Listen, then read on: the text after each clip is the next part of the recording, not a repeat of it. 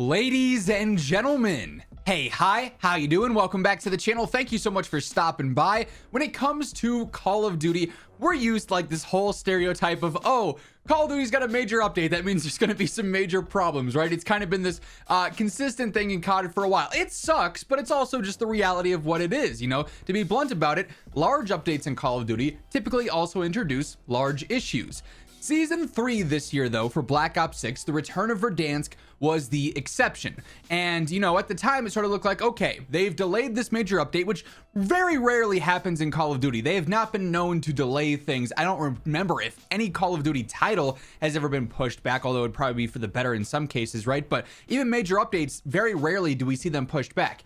Season 3 was the exception, though. They pushed it back a few weeks, and it launched in one of the most seamless states that we've ever had for a major Call of Duty update. One of that scale, maybe the biggest Warzone update to date, was also the least problematic in years. And that was, you know, at the time, a big talking point. Even now, it's a big talking point, right? And at that time, a lot of the conversation was, oh, is this, you know, a new turn here? Is this the start of something new where, hey, maybe their updates are a bit more prioritized and tested and polished? But unfortunately, as we all know, Season 3 Reloaded comes along a month later, and we're right back in the original cycle of, we got a major update. It had some promising things in it, but unfortunately, what's the large takeaway of this update? It's the negative things, the massive amount of new bugs and issues and problems that were introduced, the lack thereof of significant updates in certain areas of the game, and now Warzone is back to looking in trouble, or being in trouble again. Just a month after it seemed like it was finally back, Warzone was thriving yet again, the launch of Verdansk, and even the core gameplay now, still fantastic.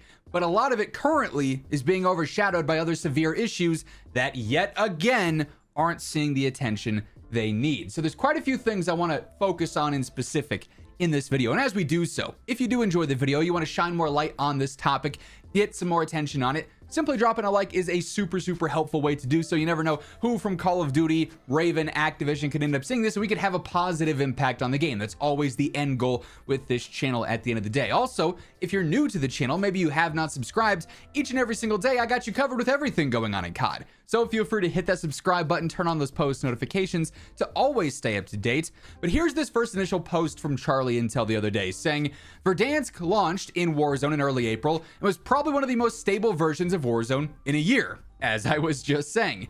Just 1 month later, after Season 3 Reloaded, hackers are in every single ranked lobby, even in casual. There's significant server issues and more bugs.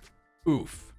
Oof is a fantastic way to describe the general sentiment with Call of Duty right now. We got the, oh, we're so back, and we actually could mean it. We could stand by it. It wasn't just the meme of, oh, Call of Duty is back because something big happened. It actually was. There was a significant twist in the direction and turn in the direction that Call of Duty was headed. Verdansk brought life back to the game.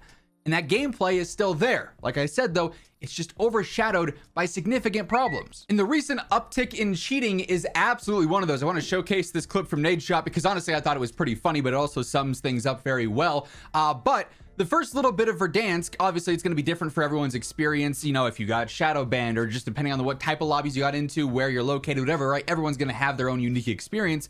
But the general sentiment was that for the first few weeks of Verdansk being out, cheating felt extremely low and in a good spot for the first time in a very long time. But then a couple weeks after that, you know, as we approach Season 3 Reloaded, it's like, okay, there's definitely an uptick in cheating now. You know, what's going on here? And then Season 3 Reloaded drops, and it's worse than ever with ranked play being utterly insane. Cheaters are now starting to make their way into casual mode. It seems like they're everywhere yet again. Same song and dance as before, just with an extended timeline this time, if you will. But Nadeshot on Ricochet's anti-cheat. If Ricochet puts out one more tweet about the amount of hackers they banned, I'm gonna lose it. Hacking has never been worse. It's only getting worse. Why are you tweeting? No one cares. This is a minute-long clip from Nadeshot here that we'll listen to and sort of break down. I see Team Ricochet put out one more tweet, patting themselves on the back about the amount of hackers they banned. I'm going to lose it! And he's got a good point there because this has sort of been the thing for a while now with the Ricochet updates. We get these random blog posts or tweets here and there, and something that always is like the forefront priority is, hey, in the last X amount of weeks, we've banned 14,000 accounts. We've banned 36,000 accounts. We've banned this many people. Sort of patting themselves on the back, as Nadeshot says here. And it's awesome that they banned those accounts. The hackers need to be banned, obviously.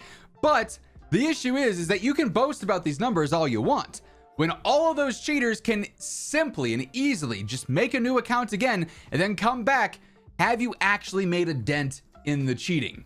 Long term, no, because we see the same cheating issue arise, and it's this roller coaster of anti-cheat gets updated, okay, cheating starts to plummet, and then cheats get updated, and the anti-cheat feels worse.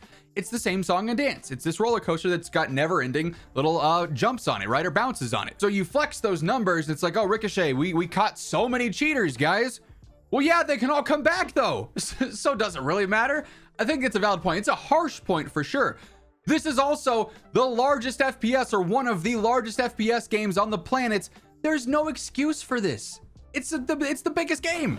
They have the funds to have a good anti-cheat if they want it. Can you spend any time or resources telling people how many people you banned when the hacking has never been worse? It's only getting worse. And I'm not sure if there's any stats or data to back that up, that it's never been worse than right now. I mean, OG Verdansk, when there was no anti-cheat, it was still utterly insane. Maybe the style of cheats has adjusted more. Back then it was like blatant aimbot guys dropping 70 kills because they're just frying everyone out of the sky, whatever. Now more it's like, you know, it's wall hacks, it's other things. There's still obvious ones out there, but maybe it's not to the same extreme blatantly obvious level. It's people trying to be more stealthy with it. It's still obvious because it's easy to know what cheating looks like at a certain point, but it's not good right now, safe to say. Maybe it is the worst ever, maybe it's not. Regardless of how you want to view that, it's not good. It's a bad situation for sure. Hackers,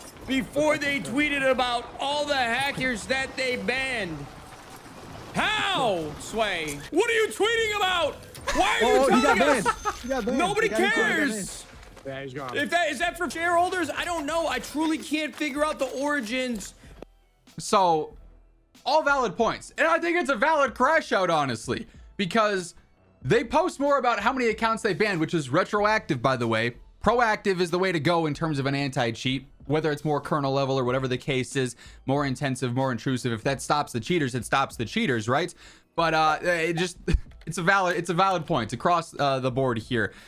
The post, the sort of self-flexing of, oh, we've banned so many players, it's not something that I think the player base is really interested in anymore. If anything, it's just going to be turned into a meme of, oh, 36,000 accounts banned or 36,000 hackers banned.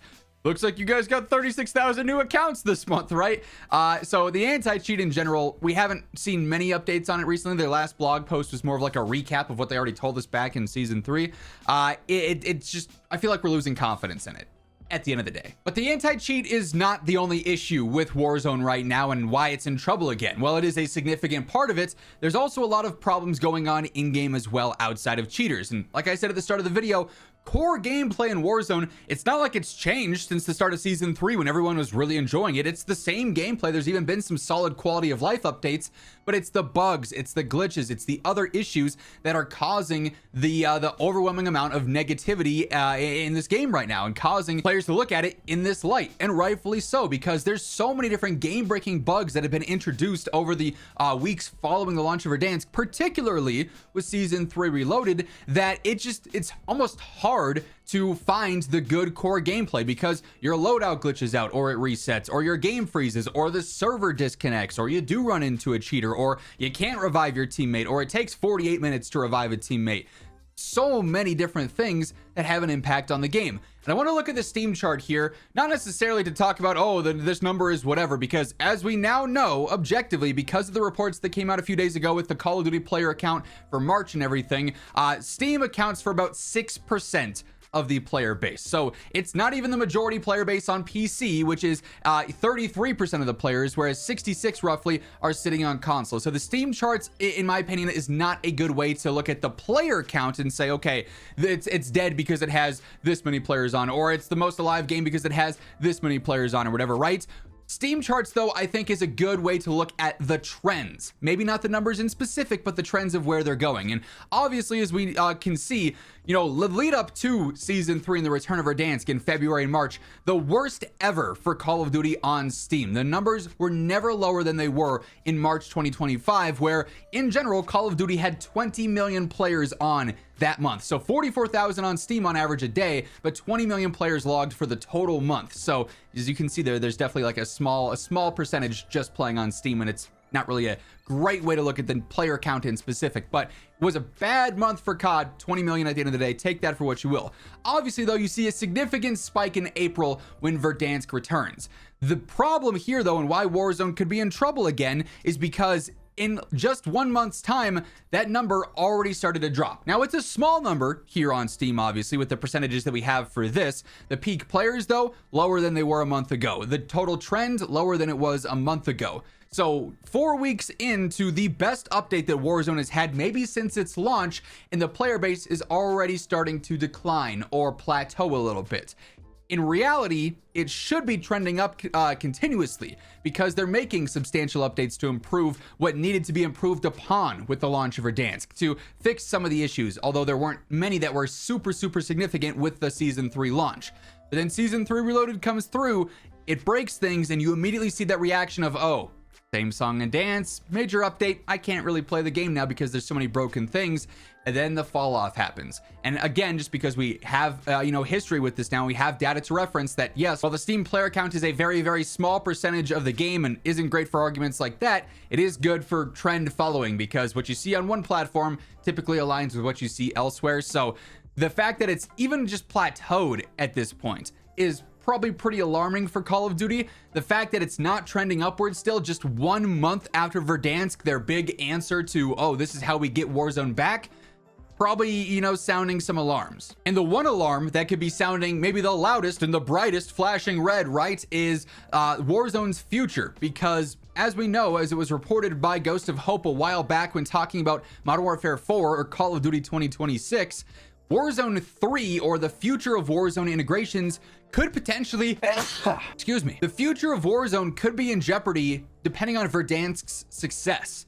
And if just 1 month into Verdansk, the game already is plateauing or starting to dwindle off in terms of players, that doesn't bode well for Verdansk's success, even though it was fantastic at launch, right? So this could have a huge impact on, the future of Warzone long term. Will we see any more integrations? Will we see continued support for Warzone beyond this next year with Black Ops 7, which that integration in of itself already raising some red flags that we're going to talk about in a video probably in the next few days, I would imagine. So it's a troubling time for Warzone. I think that's the safest way to put it at the end of the day. There's a lot of rough things going on. The question is, can they turn it around? They did it with the start of Verdansk. They have the blueprint. So can you build on that? Can you see what worked well then and apply it to these future updates?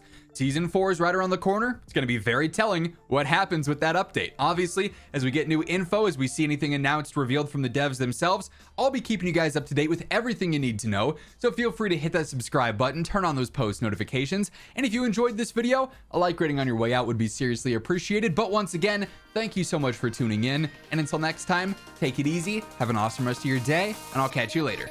Peace out.